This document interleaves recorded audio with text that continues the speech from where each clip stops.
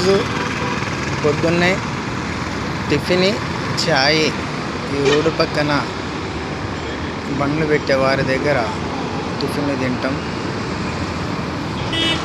హోటల్లో తినే టిఫిన్ 40-50 రూపాయలు ఉంటుంది, కానీ రోడ్డు పక్కన 20 రూపాయలు పెడితే కడుపు నిండుతుంది.